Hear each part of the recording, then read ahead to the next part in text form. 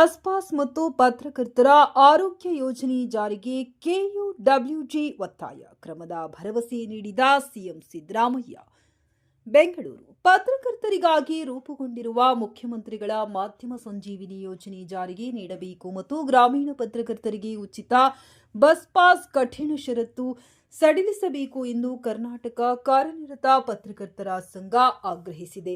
ಮುಖ್ಯಮಂತ್ರಿ ಸಿದ್ದರಾಮಯ್ಯನವರನ್ನು ಇಂದು ಭೇಟಿ ಮಾಡಿದ ಕರ್ನಾಟಕ ಕಾರ್ಯನಿರತ ಪತ್ರಕರ್ತರ ಸಂಘ ರಾಜ್ಯಾಧ್ಯಕ್ಷ ಶಿವಾನಂದ ತಗಡೂರು ಅವರು ಈ ಯೋಜನೆಗಳನ್ನು ಜಾರಿಗೆ ನೀಡಿದ್ದರೂ ಇನ್ನೂ ಒಬ್ಬ ಪತ್ರಕರ್ತರಿಗೂ ಈ ಯೋಜನೆ ಪ್ರಯೋಜನ ಸಿಗಲಿಲ್ಲ. ಇದಕ್ಕೆ ಕಠಿಣ ಷರತ್ತುಗಳು ಕಾರಣವಾಗಿವೆ ಎನ್ನುವುದನ್ನು ವಿವರಿಸಿದ್ದಾರೆ.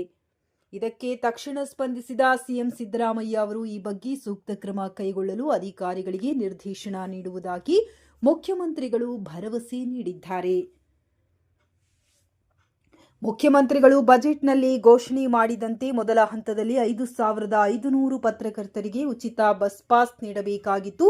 ಆದರೆ ಈ ಯೋಜನೆಯು ಸರಿಯಾಗಿ ಜಾರಿಯಾಗದ ಕಾರಣ ಗ್ರಾಮೀಣ ಪತ್ರಕರ್ತರನ್ನು ತಲುಪಲು ಸಾಧ್ಯವಾಗಿಲ್ಲ ಎನ್ನುವುದನ್ನು ಮನವಿಯಲ್ಲಿ ವಿವರಿಸಲಾಗಿದೆ. ಇದೇ ಸಂದರ್ಭದಲ್ಲಿ ಮುಖ್ಯಮಂತ್ರಿಗಳ ಮಾಧ್ಯಮ ಸಲಹೆಗಾರ ಕೆವಿ ಪ್ರಭಾಕರ್, ವಾರ್ತಾ ಇಲಾಖೆಯ ಕಾರ್ಯದರ್ಶಿ ಕಾವೇರಿ, ವಾರ್ತಾ ಇಲಾಖೆಯ ಆಯುಕ್ತರಾದ ಹೇಮಂತ್ ನಿಂಬಾಳ್ಕರ್ ಅವರನ್ನ ಭೇಟಿ ಮಾಡಿ ಪ್ರತ್ಯೇಕ ಮನವಿಯನ್ನ ನೀಡಲಾಗಿದೆ.